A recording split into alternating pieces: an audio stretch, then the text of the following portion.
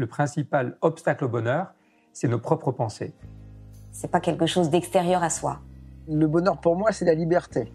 Pour moi, c'est très simple en fait, le bonheur. C'est juste être. Bienvenue sur le podcast C'est quoi le bonheur pour vous ? Je m'appelle Julien Perron, je suis le réalisateur du film C'est quoi le bonheur pour vous ? Pendant plus de 4 ans, je suis parti à travers le monde pour interviewer 1500 personnes autour de cette question fondamentale. À travers ce podcast, on parlera bien-être, développement personnel et médecine douce. Je vous souhaite un merveilleux voyage sur la route de la connaissance de soi.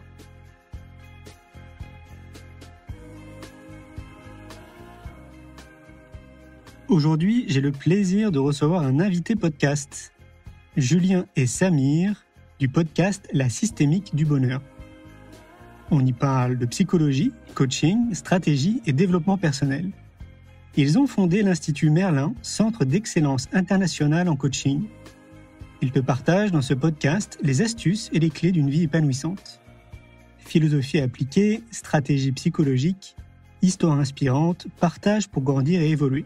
Bref, que du bon pour la progression et le développement personnel. Je vous souhaite une belle écoute.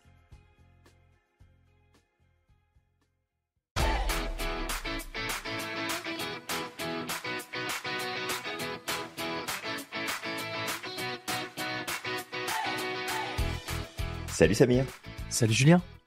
Salut à toi qui nous écoutes et bienvenue dans ce nouvel épisode de ce podcast La Systémique du Bonheur. On t'invite tout de suite à liker, commenter, partager, faire passer le message autour de toi et bien entendu, t'abonner pour ne manquer aucun autre épisode. Alors Samir, de quoi on parle aujourd'hui ? Aujourd'hui, on va te parler des tests de personnalité. Il me semble que dans un podcast, on avait déjà abordé le sujet, le fait que les tests de personnalité étaient des grilles de lecture, mais que ce n'était pas la vérité absolue. Et que malgré que ça permet justement d'avancer dans sa compréhension de soi et des autres, il y a aussi énormément de dérives. Oui, tout à fait. Alors ici, ce podcast n'est pas fait pour démonter non plus l'ensemble des tests, parce qu'il y a des tests qui sont plus pertinents que d'autres, mais bien une mise en garde et peut-être aussi un éclairage sur comment les utiliser efficacement, comment les comprendre, et surtout à quel test on peut s'en remettre de façon plutôt confiante pour pouvoir mieux se comprendre et mieux avancer dans notre vie. Ouais, exactement. Déjà peut-être de définir ce qu'est un test de personnalité. Donc on va dire que c'est un ensemble d'outils qui sont utilisés dans le but d'avoir un peu plus de compréhension de soi. Et généralement ça permet en quelque sorte de cartographier nos qualités, nos faiblesses, les choses à améliorer chez nous, les choses sur lesquelles on peut mettre beaucoup plus d'efforts pour pouvoir justement exploiter nos forces. Et le truc en fait avec les tests de personnalité, c'est que, comme j'ai pu le dire, c'est hyper intéressant de les utiliser, mais faut faire attention de pas tomber dans une idéalisation totale en fait du test de personnalité, dans le sens où on va le prendre comme une vérité ultime. Parce que si on fait ça, ce qui se passe, c'est qu'on va mettre les gens dans des cases. Et prenons un test de personnalité au hasard, comme ça. Je vais prendre la ProcessCom. ProcessCom, pareil, c'est un test de personnalité qui a été développé par Taibi Keller. On a par exemple l'empathique, le persévérant, le promoteur. Et le truc, c'est que si tu es classifié dans l'un et que tu es avec d'autres personnes qui sont classifiées exactement dans le même profil, malgré tout, vous restez des individualités différentes. Vous avez des éducations différentes, une culture différente, une expérience de vie qui est différente, ce qui fait qu'en fait, même si vous avez des traits communs, vous n'êtes pas votre profil de personnalité. Ouais, c'est pas votre identité. Tout à fait, et c'est vrai que c'est un raccourci qui est souvent pris quand on va passer justement des tests de personnalité où on a l'impression que c'est notre identité. Et en fait, on parle pas d'un test identitaire, on parle bien d'un test de personnalité. Exactement. Et la personnalité, c'est ce qui va ressortir à travers des choix, à travers des décisions, à travers un style de passage à l'action et d'engagement, mais qui peut en fait varier avec le temps. Quand on parle d'identité, on parle normalement de quelque chose de plus profond, de plus stable dans la durée, alors qu'un test de personnalité peut, lui, évoluer grandement avec le temps selon la dynamique dans laquelle on se place, selon l'environnement dans lequel on avance, on grandit. Et bien sûr, il y a des facteurs qui vont rester quand même stables. Tout dépend de ce qui est mesuré dans ce test, mais de faire très attention à ne pas tomber dans ce piège de dire « Ah bah moi je suis comme ça, donc je fonctionne comme ça, et j'explique tout en fait à travers ça ». Et c'est aussi pour ça qu'on a une certaine réticence à l'utilisation de nombreux tests, dont certains peuvent être pertinents, et ceux-là on va leur donner un petit peu plus de crédit, et d'autres qui le sont moins, en tout cas selon notre vision des choses, où finalement ça apporte un éclairage, mais on va le nuancer énormément pour éviter justement de prendre le raccourci de « Ah, je suis comme ça, donc je me définis comme tel, donc mes actions, c'est normal qu'elles soient comme ça parce que… » Et j'aime beaucoup cette réponse parfois qui circule sur « Oui, mais moi je fonctionne comme ça parce que j'ai tel profil. » Non, tu fonctionnes comme ça parce que t'es mal élevé. C'est juste ça en fait. Ah, mais tu sais, justement, j'ai vu récemment, alors dans une vidéo, c'est tout ce qui est HPE, HPI, etc. Alors on l'est, Julien, mais des parents qui se basaient sur ça pour dire, en fait, mon fils, s'il vous manque de respect à l'école, c'est parce qu'il a envie de s'affirmer et c'est parce qu'il est HPE ou HPI, tu vois. Mais non, en fait, ça c'est une question d'éducation. En tant que haut potentiel, peut-être qu'il y a ce besoin de remettre en question, peut-être qu'il y a ce besoin de… Tout à fait, il y a un rapport à l'autorité qui est plus compliqué, mais ouais. C'est ça, il y a un rapport à l'autorité qui est plus compliqué. Mais, je veux dire, après, si ton enfant insulte le professeur ou qu'il rabaisse ses camarades de classe, c'est pas de la faute de son HP là. C'est que quelque part, il y a un besoin de recadrage aussi.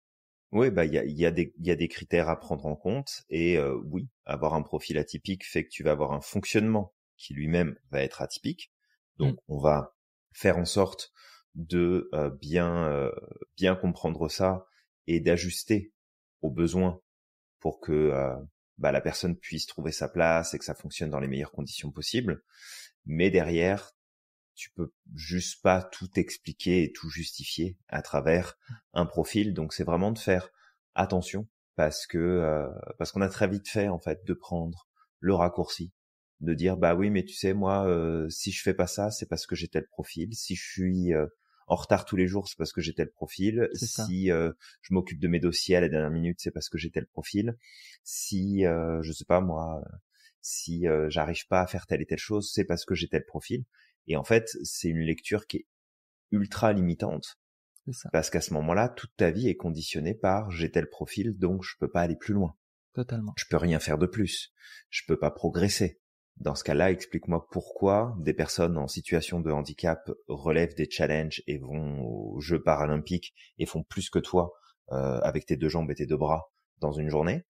Explique-moi pourquoi il y a des personnes qui ont une limitation du fonctionnement de leur cerveau, mais qui sont chefs d'entreprise, qui développent une activité, on parle pas d'une multinationale, mais qui sont indépendants et qui génèrent leur propre argent, je veux dire, explique-moi, du coup, en quoi ton résultat de ton test peut prédéterminer à l'avance que tu peux ou ne peux pas faire quelque chose. Et c'est là, en fait, où nous, ça vient nous chercher parce que on est sur cette vision que chaque personne possède en elle un pouvoir illimité et qu'elle peut réaliser absolument tout ce qu'elle souhaite. Pas forcément dans les conditions qu'elle a décidées, mais d'atteindre les buts qui sont les plus importants pour elle, elle peut le faire, quelle que soit sa condition. Donc, maintenant, c'est vraiment de prendre le recul nécessaire vis-à-vis de ces tests qui peuvent nous mettre sur une piste, nous éclairer, mais aussi nous amener dans une mauvaise direction si jamais on s'en remettait beaucoup trop à ces tests-là. Ouais, exactement.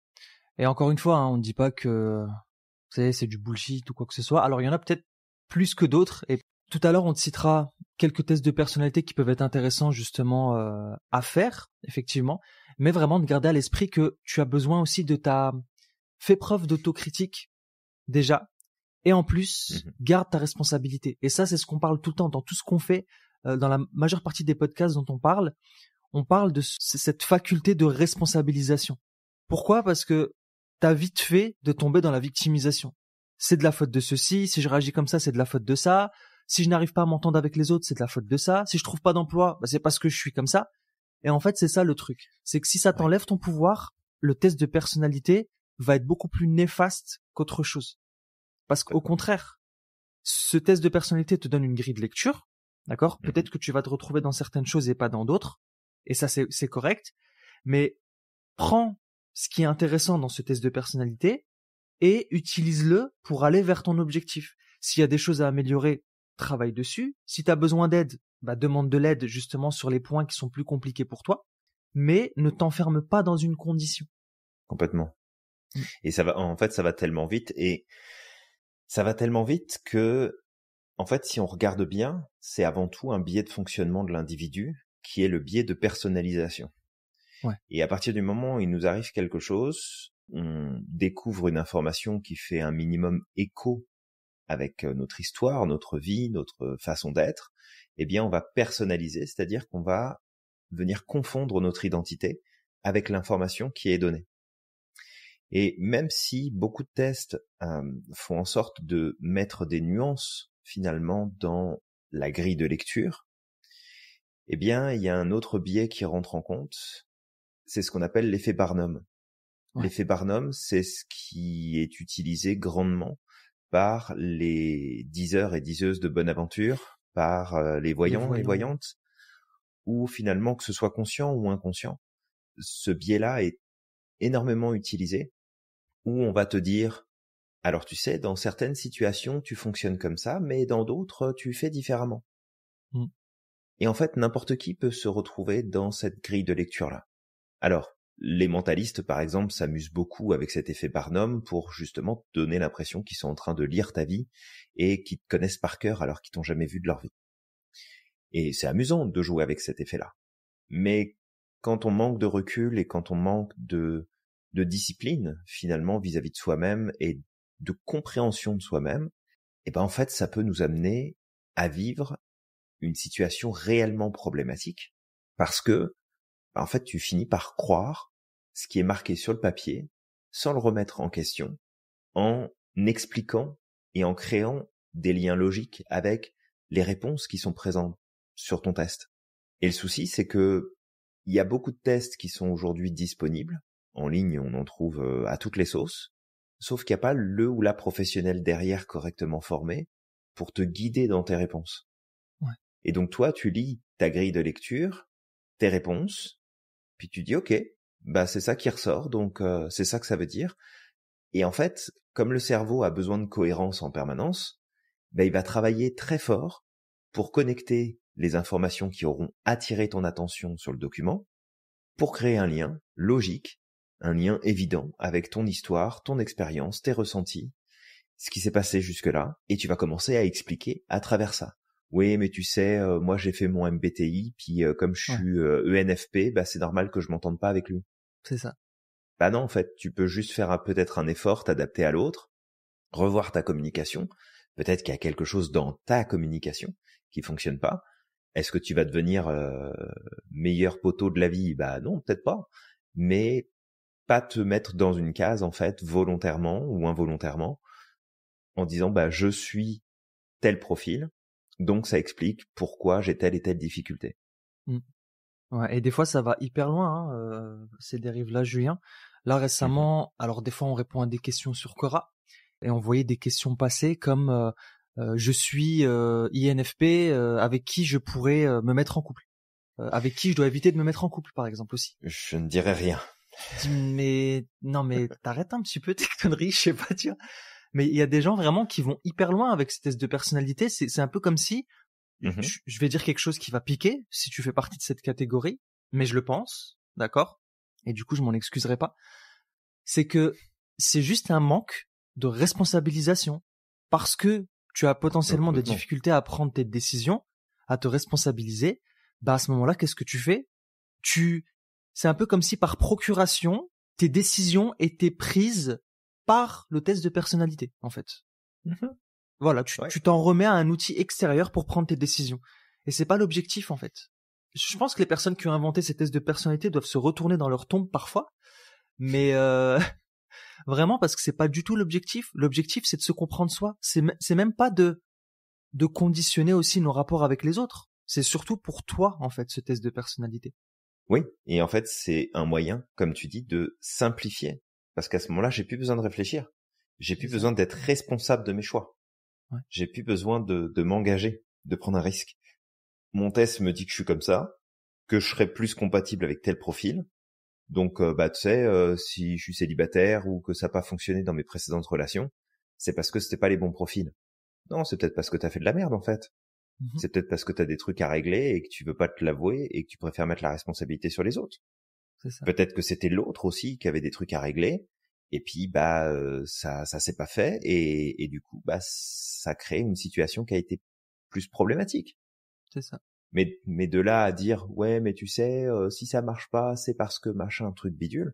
Non, c'est une déresponsabilisation et on a horreur de ça de toute façon nous à l'Institut la déresponsabilisation.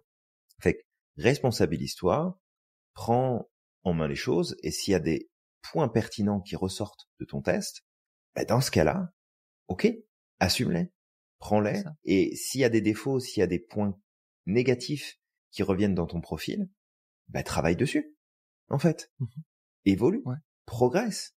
Tu seras peut-être pas parfait ou parfaite et de toute façon c'est pas le but, mais c'est de te rendre compte aussi que juste te mettre dans une case, c'est pas suffisant pour en fait prendre le contrôle de ta vie, maîtriser ta vie. En fait, c'est tout l'inverse.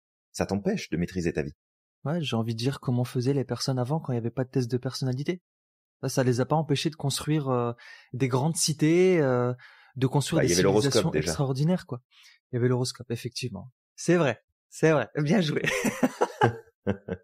Il y en avait aussi qui lisaient dans, je ne dirais pas quoi. Qui lisaient l'avenir dans. On peut lire dans plein de choses, tu sais. On peut lire dans beaucoup de choses. Non, mais après, alors peut-être que toi qui nous écoutes, tu es astrologue par exemple, et c'est ok. Il y a vraiment aucun souci là-dessus. La seule chose, c'est de prendre conscience que avoir une certaine vision et connecter à certaines informations, tout le monde est pas prêt à assumer ce que ça représente et l'impact et la responsabilité que ça a. Et moi, c'est peut-être ce que je reprocherais le plus, par exemple, aux voyants, aux voyantes. C'est pas tant de fait de donner de l'espoir à quelqu'un, de lui donner des informations qui peuvent potentiellement l'aider à avancer à un moment donné ou l'aider à prendre conscience de certaines choses. C'est en fait de pas prendre conscience de l'impact que peut avoir tes paroles ou ton partage chez une personne qui n'est pas prête à prendre ses responsabilités vis-à-vis d'une situation. Et qu'en fait, c'est tout le pouvoir d'influence que ça représente. Alors, tu sais, quand tu t'achètes un magazine de psychologie populaire, que tu fais ton test sur la plage et que tu découvres un truc, c'est la même chose. Tu passes ton test, t'as des réponses. On met ça parce que ça augmente la vente des magazines, objectivement. Un journal sans l'horoscope est beaucoup moins vendu qu'un journal avec l'horoscope. Fait que, ok, on le sait, d'un point de vue marketing, ça vend plus. Mais derrière, les personnes qui sont à l'origine de ces éléments-là, et qui sont souvent en plus des tests ou l'horoscope qui est écrit avec la tasse de café à côté le matin parce que c'est le jour de la publication, puis il faut le mettre en ligne. Est-ce qu'ils ont conscience en fait de l'impact qu'ils peuvent avoir sur les gens et que ça peut les conditionner? Que ça peut conditionner des personnes qui n'ont pas suffisamment de recul, n'ont pas appris à réfléchir sur eux-mêmes et à se comprendre et à prendre leurs responsabilités, et qu'en fait ça fout le bordel. Ça peut foutre le bordel dans une vie. Tu peux pourrir des vacances de quelqu'un parce que sur son horoscope, ça va être marqué que de toute façon, la semaine va être dégueulasse et que c'est probablement la faute de son conjoint. Et en fait, tout le monde va se faire la gueule sans savoir pourquoi. On va passer des vacances pourries. Mais oui, chacun est responsable de ce qu'il fait, de ce qu'il décide. Chacun est responsable de prendre du recul. Mais tu es aussi responsable du message que tu communiques. Et c'est aussi ça, moi, qui me dérange beaucoup. C'est pas tant le fait que tu passes un test de personnalité dans un magazine ou sur un site web ou peu importe.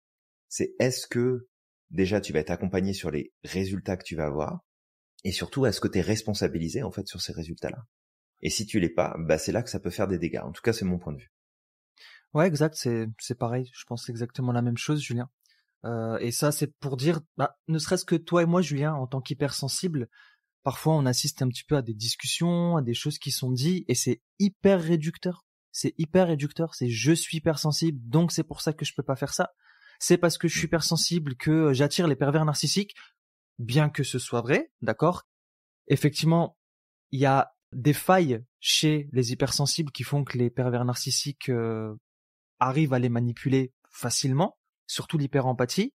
Mais après, derrière, c'est pas de la faute de ton hypersensibilité. C'est peut-être aussi parce que tu n'as pas pris le temps de connaître ton hypersensibilité, de l'accepter et de la dompter.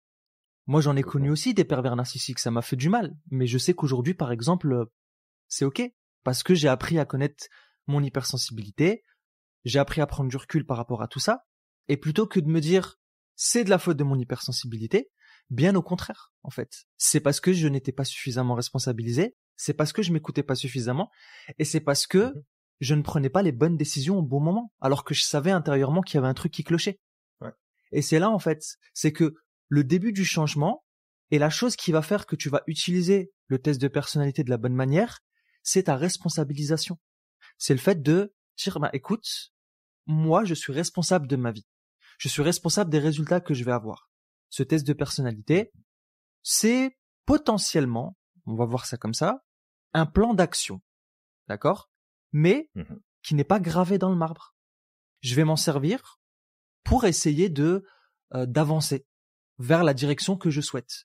Tout à fait. Et c'est ça, en fait. On l'utilise pour avancer dans la direction qu'on souhaite. Même si le test de personnalité nous dit qu'on a des limites sur telle et telle chose, ça te limite pas et ça fait pas de toi quelqu'un qui va pas pouvoir aller au bout. Et il y a aussi un autre truc, c'est que ces tests de personnalité peuvent nous tromper, nous, en tant qu'individus, mais ils peuvent être aussi discriminatoires lorsqu'ils sont utilisés dans des entreprises. On peut en parler aussi de ça. Oui. Ouais, parce que il y a beaucoup d'entreprises, des plus ou moins grandes entreprises d'ailleurs, qui font passer des tests de personnalité. Entre autres, on va avoir le Comcolor, on va avoir le MBTI, on va avoir la Processcom. La Processcom, on va en avoir plusieurs. Et quelque part, ça peut être intéressant de se dire, bon, je vais faire en sorte de mettre en avant les traits de personnalité qui peuvent ressortir à travers ce test pour un collaborateur ou une collaboratrice, pour avoir une première définition de son style de fonctionnement. Mais si jamais je m'arrête seulement à ça et que j'explique tout ce qui est fait, pas fait, dit, pas dit, entrepris, pas entrepris, à travers ce test-là, dans ce cas-là, je mets la personne dans une case et c'est fini, en fait. Ça n'a plus aucun sens. Parce que je me donne un petit coup de main pour mieux comprendre l'autre et voir comment est-ce qu'on peut collaborer ensemble, avancer ensemble dans la meilleure direction et en faire une lecture exclusive, ça devient compliqué. Et en fait, on peut presque, j'ai envie de dire, pas en vouloir aux gens, parce que ce sont pas des professionnels de la psychologie humaine et qu'ils n'ont pas cette prise de recul et cette compréhension que un test et des résultats à un test ne définit pas un individu. C'est ça. Ça va prendre une photo à un moment donné dans un contexte spécifique de, OK, quel type de réponses sont données et donc qu'est-ce qui peut être rattaché à ces réponses-là. Mais c'est très limité. Et en fait, on a observé une évolution des tests de personnalité.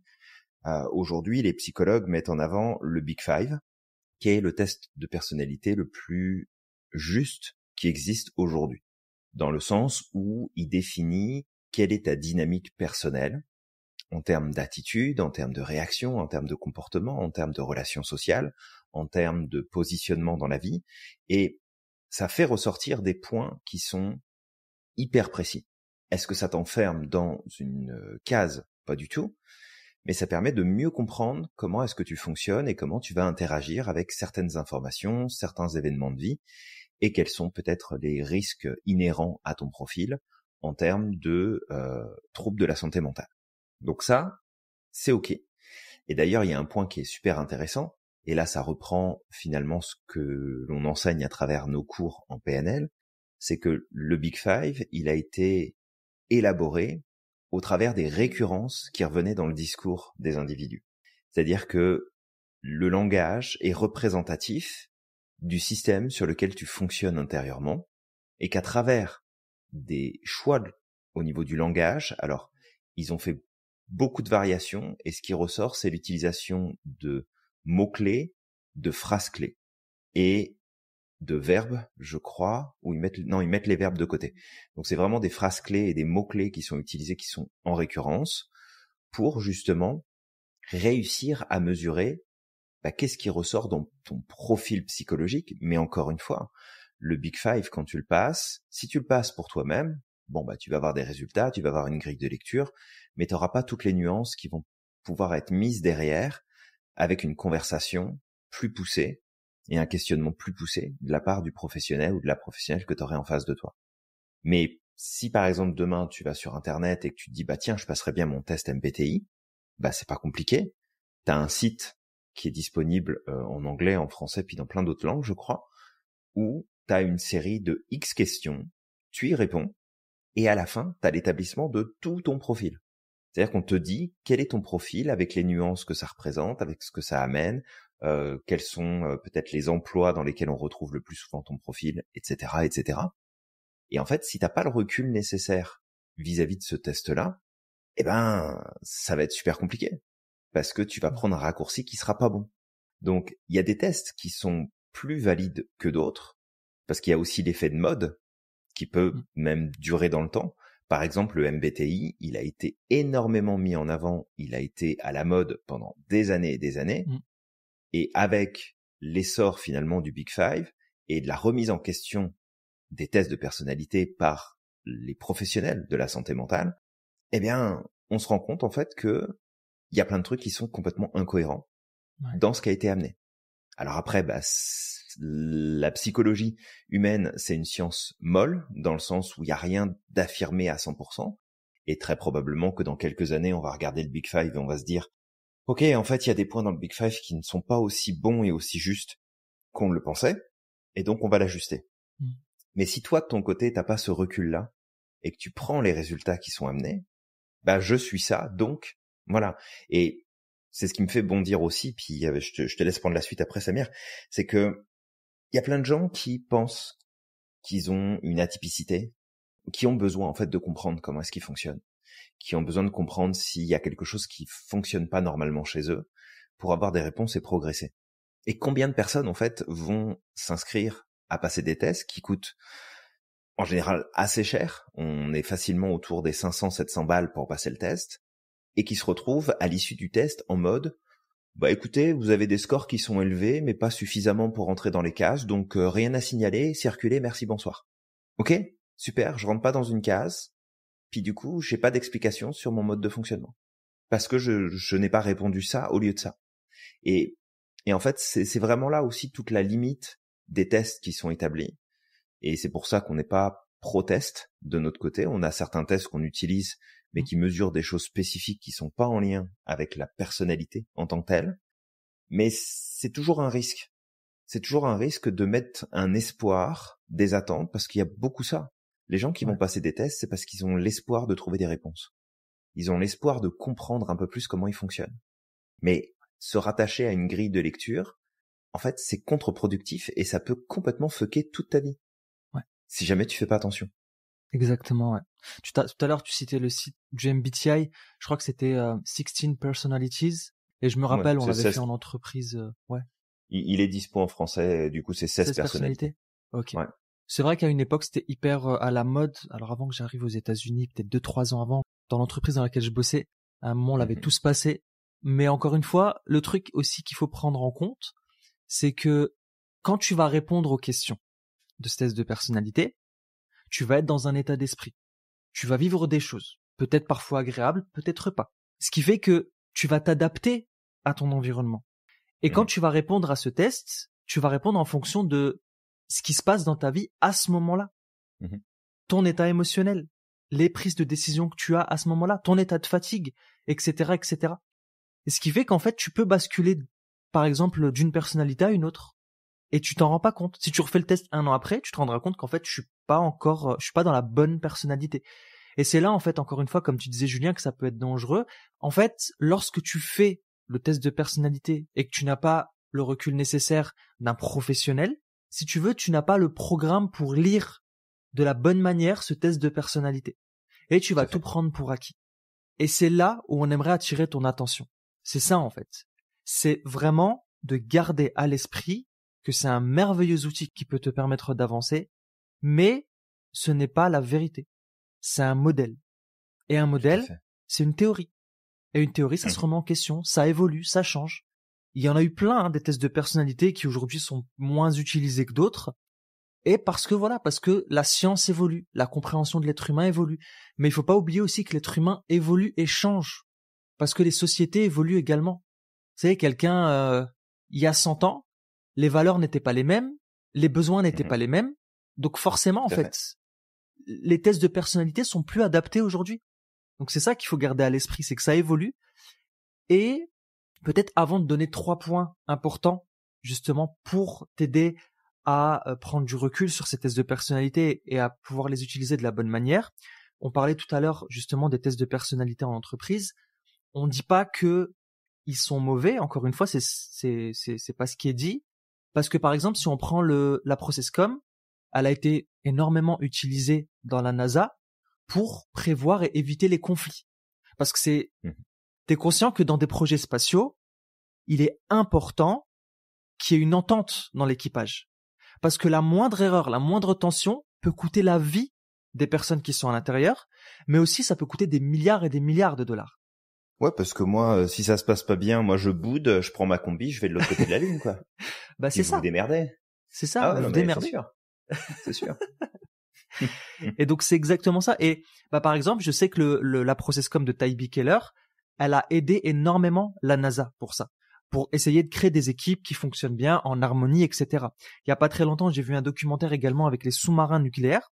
Et s'il n'y a pas une très bonne entente entre les membres de l'équipage, si en plus le capitaine du sous-marin n'a pas le recul nécessaire pour connaître les personnes qui sont dans ce sous-marin, la vie de chaque personne, les caractéristiques de chaque individualité, en fait, ce qui peut se passer, c'est qu'il y aura des tensions. Et en cas de problème, en cas de crise, si ces personnalités ne fonctionnent pas ensemble, ça coûte la vie de tout le monde. Donc encore une fois, c'est ça, c'est que ça sert, d'accord, mais c'est important aussi de prendre le recul nécessaire. C'est important aussi de prendre en considération que, tu sais, si la personne n'est pas dans ses pleins potentiels à ce moment-là, elle peut se retrouver dans une personnalité qui n'est pas la sienne aussi. Donc vraiment, c'est ça en fait. Si j'ai envie de dire ça en un mot pour donner une métaphore, c'est que c'est une question de chimie, c'est une question de sagesse et de juste milieu. C'est important de doser en fait et d'être nuancé. Ouais, complètement. Et ce que tu amènes, alors il y a le fait qu'on peut passer par les tests de personnalité pour mieux comprendre, mais en fait, tu vas pas être pris ou pas pris dans une équipe parce que tu as tel ou tel profil. Ce qu'il faut voir derrière, c'est qu'il y a de la formation. Il y a de la formation à la communication. Il y a de l'accompagnement à la compréhension du fonctionnement personnel. Il y a plein de choses. Parce que tu peux monter une équipe en te basant uniquement sur la ProcessCom, sur du MBTI, sur le test de Gallup, par exemple, qui est un excellent test pour que tu mettes à jour tes forces et ton mode de fonctionnement, et te dire, en fait, j'ai les résultats de tout le monde, tous ces points-là sont notés comme étant compatibles, je mets les personnes ensemble, tu verras si ça se passe bien ou pas. Tu verras s'il n'y a pas de conflit, tu verras s'il n'y a pas de problème, tu verras si vraiment c'est efficace ou pas. Et c'est là, en fait, où on veut mettre un bémol. Alors, il y a des tests qui sont absolument pas pertinents. Et en fait, dans les tests non pertinents, si ça peut t'aider, il y a 3 ou 4 points clés qu'on peut justement, sur lesquels on peut se concentrer. Le premier, c'est que un test qui est non standardisé, ça veut dire qu'il a été établi sans suivre une rigueur scientifique qui peut en fait amener à avoir de la validité sur certains points qui ne sont pas présents. Il y a les tests de personnalité en ligne qui sont gratuits. Même s'ils sont attrayants, en fait, la plupart du temps, c'est des tests qui sont bourrés de biais et de raccourcis, de généralisation. Donc, c'est pas bon. On a les tests de personnalité qui sont auto-administrés. Ça veut dire que c'est pas un professionnel ou une professionnelle qualifiée qui le fait passer. C'est toi dans ton salon, tu le passes tout seul. Donc ça, c'est limitant aussi. Et puis, il y a tous les tests de personnalité qui s'orientent sur un seul facteur. Ou peut-être 1 ou 2 facteurs. Alors qu'en vérité, la personnalité et l'identité d'un individu, c'est multidimensionnel. Fait que moins il est complexe, plus il est simplifié, moins il va être efficace. Un test que tu peux passer en entreprise pour mesurer ton style de performance, par exemple, c'est pas fiable. C'est pas fiable parce que ça s'intéresse à ta performance, ça s'intéresse à rien d'autre. Ça s'intéresse pas à ton intelligence émotionnelle, ça s'intéresse pas à ta capacité de résolution des problèmes complexes, ça s'intéresse pas à ton rapport aux autres, ça s'intéresse pas à ton énergie, ça s'intéresse à rien d'autre que justement ta performance et que ça fonctionne pas. Et en fait, il y a tellement d'entreprises qui ont payé des consultants une blinde pour qu'ils viennent dans leur structure, pour leur dire, bah voilà, si vous voulez booster votre performance, voilà ce qu'il faut mettre en place comme procédure, voilà ce qu'il faut mettre comme norme ISO, voilà ce qu'il faut mettre en place comme tel et tel truc. Et en fait, ils se retrouvent avec, au départ, un changement qu'ils estiment être positif, et en fait, avec le recul, bah, ils se rendent compte que c'est absolument pas pertinent, et que ça fonctionne pas. Donc, c'est toujours cette idée-là de bien faire attention dans quel contexte tu passes ce test-là, comment est-ce que tu es accompagné dessus, et surtout, te surveiller toi-même sur les raccourcis que tu peux prendre. Et si jamais tu as une personne en face de toi qui te dit « Alors, ton profil, c'est ça, donc ça veut dire que tu es comme ça, puis que tu fonctionnes comme ça, puis ça explique pourquoi il y a tel et tel truc qui marche pas. » Sonnette d'alarme. Sonnette d'alarme, vraiment. Ouais, exact, Julien. Exact.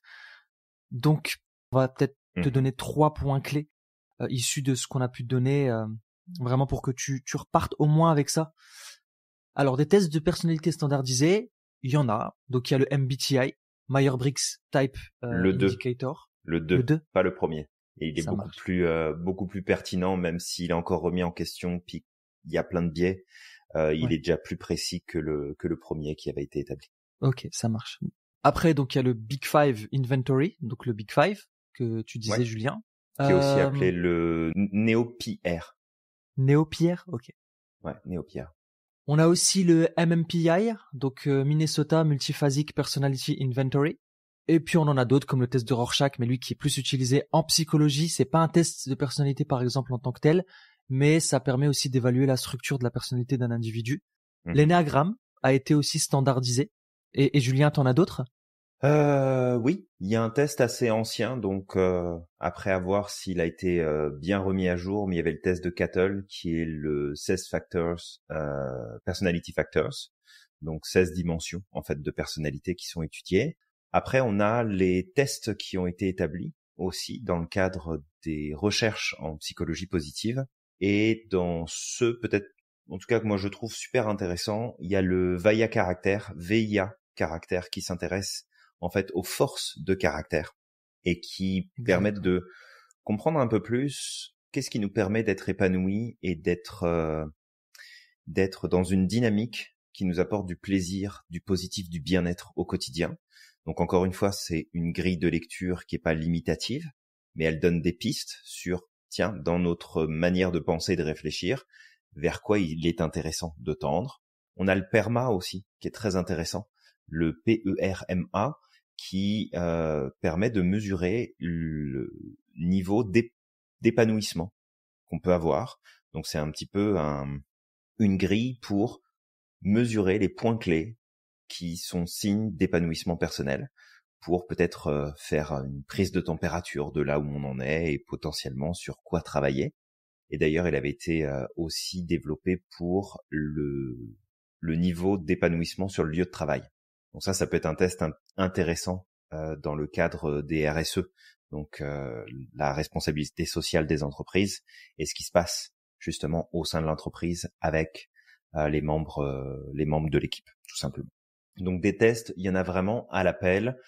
Celui dans lequel on peut s'en remettre, en tout cas aujourd'hui, ça sera peut-être remis en question dans quelques années, c'est toujours possible, mais aujourd'hui, celui qui est le plus pertinent reste quand même le Big Five, qui est un des tests les plus précis en termes de résultats et en termes de récurrence dans la validité de ce qui ressort. Il y a toujours des exceptions, mais alors j'ai plus le pourcentage en tête, mais le pourcentage d'erreurs de lecture sur le Big Five est extrêmement faible comparé à plein d'autres tests.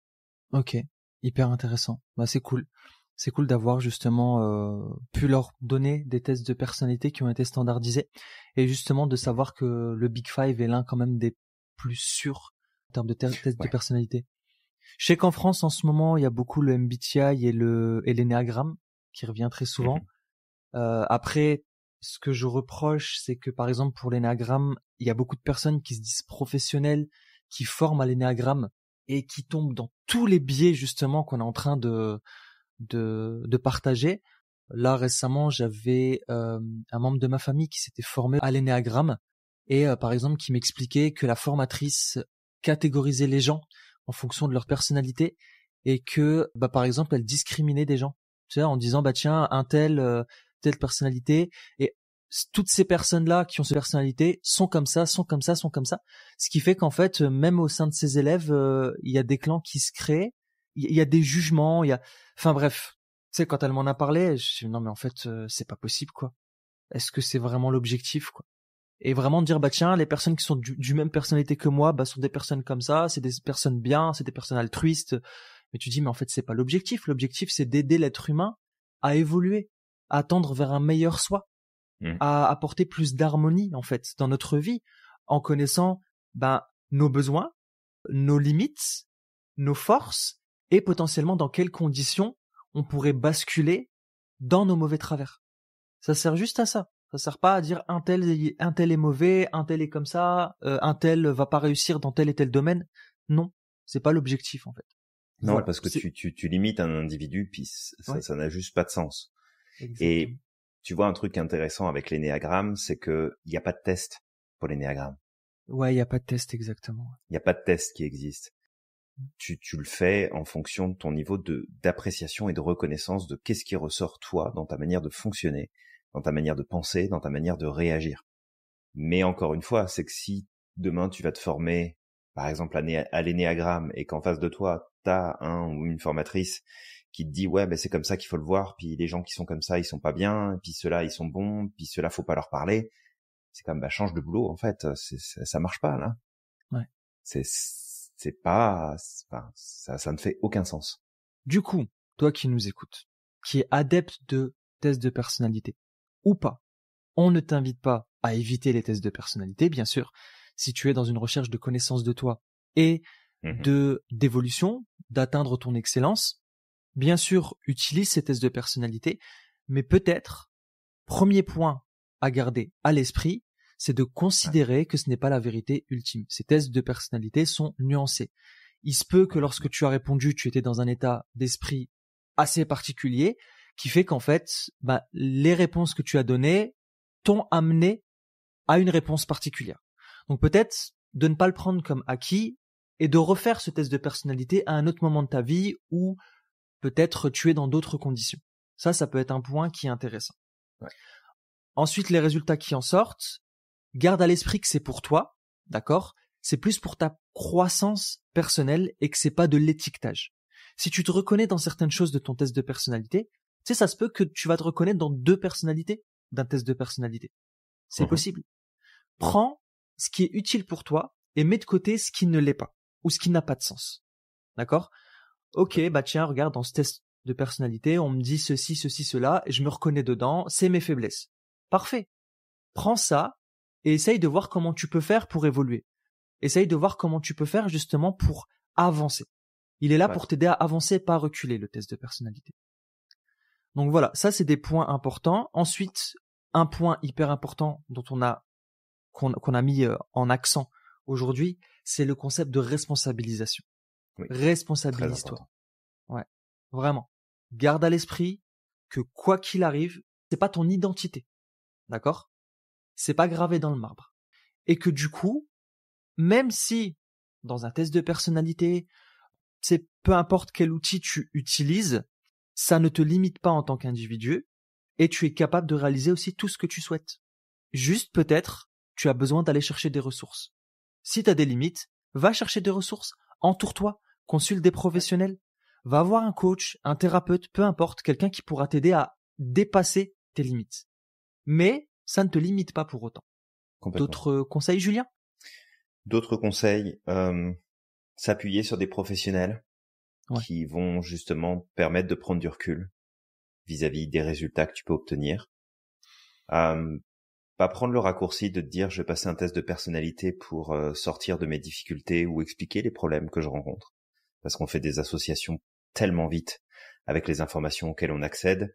Et il y a ce biais d'autorité qui va se mettre aussi en place, où tu te dis, ok, je vais faire tel test qui a été fait par telle personne, puis je reconnais cette personne comme étant un ou une professionnelle, et donc du coup ça aura valeur de vérité, valeur de réponse, alors qu'en fait pas du tout. Donc c'est vraiment contextuel, faut vraiment faire attention à ça. Et puis développe ton esprit critique en fait vis-à-vis de toi-même.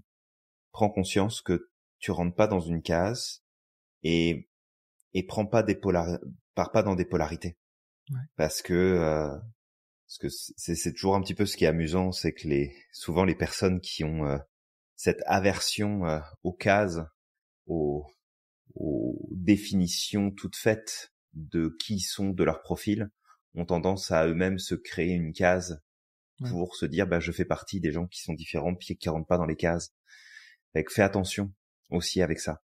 Ouais. Pas de polarité, il y a pas de polarité dans les tests. T'as des choses qui ressortent, ok, mais c'est en lien avec les réponses que t'as données. Tu peux faire évoluer ces réponses-là dans de nombreux cas, en travaillant sur toi, en évoluant, en avançant. Et à partir de là, c'est vraiment d'apprendre à te connaître plus en profondeur. Mais il y a rien de mieux que de travailler avec quelqu'un pour le faire. Ouais. Le faire tout seul, il y a trop de biais qui rentrent en jeu. C'est beaucoup trop compliqué pour faire ces découvertes-là seul dans ton salon. T'as besoin d'être accompagné. Ouais, exactement. Faut un expert. Sinon, tu vas tomber aussi dans l'effet de Dunning-Kruger aussi. Pareil. C'est de penser que, puisque tu connais un test de personnalité, tu l'as fait, tu as lu les caractéristiques, c'est bon, t'es un expert. Et c'est là, en fait, que ça va être un danger pour toi. Écoute, Julien, je pense qu'on a fait le tour sur le sujet, même si on pourrait en dire énormément de choses. Mais voilà, toi qui nous écoutes, garde à l'esprit ces éléments. Entoure-toi principalement d'un professionnel pour ne pas tomber dans tes biais psychologiques. Et n'oublie pas une chose, c'est que l'être humain ne peut pas être catégorisé. Chaque individu est différent. Il est différent par sa culture, par l'éducation qu'il a reçue, par les expériences de vie qu'il a eues. Et en fait, chaque être humain est différent, même si on peut le classer dans un même profil. Vraiment. Parce que chaque personne est une individualité, est un monde à part entière. Donc, vraiment, c'est un point essentiel. Tout est nuancé. Et la sagesse, c'est pas de tirer du côté du blanc ou du côté du noir, mais c'est d'aller regarder au milieu, dans les nuances de gris. Et ces nuances de gris, parfois, ça impose aussi de changer de point de vue. Ok, je suis au milieu. En fait, la sagesse, c'est un constant recherche d'équilibre. Et cette recherche d'équilibre, elle passe par des remises en question, par des prises de recul. C'est pas évident, et je peux le comprendre. Les gens préfèrent être polarisés parce que c'est beaucoup plus simple d'avoir une vision noir ou blanc, 0 ou 1, vrai ou faux, vérité ou mensonge. C'est beaucoup plus facile. Mais le problème, c'est que ça va te faire tomber dans des biais, et ça va faire de toi quelqu'un qui va marcher, en tout cas dans le mensonge. C'est juste ça, en fait. Tu peux pas être dans la vérité si tu es polarisé. Et pareil si tu es dans la nuance, mais tu t'en rapproches un peu plus. Alors avec tout ça maintenant entre tes mains, on espère avoir partagé en tout cas des informations et des choses utiles pour que tu puisses prendre du recul, le recul nécessaire vis-à-vis de tous ces tests de personnalité et faire des choix plus conscients. Donc on va t'inviter maintenant à liker, à commenter, à partager ce podcast autour de toi, T-Suite, et puis surtout à t'abonner pour continuer de recevoir d'autres belles informations et d'autres partages qui, on l'espère, sont intéressants pour toi. Par la suite, Samir, on se retrouve bientôt pour un prochain épisode. Exactement, on se retrouve très vite pour un prochain épisode. N'oublie pas de croire au maximum en ton potentiel et d'être extraordinaire chaque jour. Et n'oublie pas à quel point tu es magique et que tu as le pouvoir de réaliser absolument tout ce que tu souhaites. Et on te dit à la prochaine.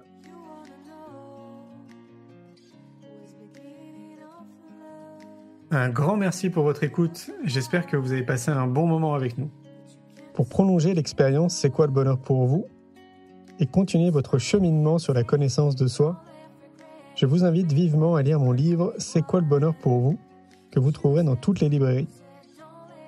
Jouez et amusez-vous avec le jeu de cartes entre amis, avec des inconnus, dans le monde de l'entreprise, à l'école. Regardez le film « C'est quoi le bonheur pour vous ?» Et surtout, prenez soin de vous.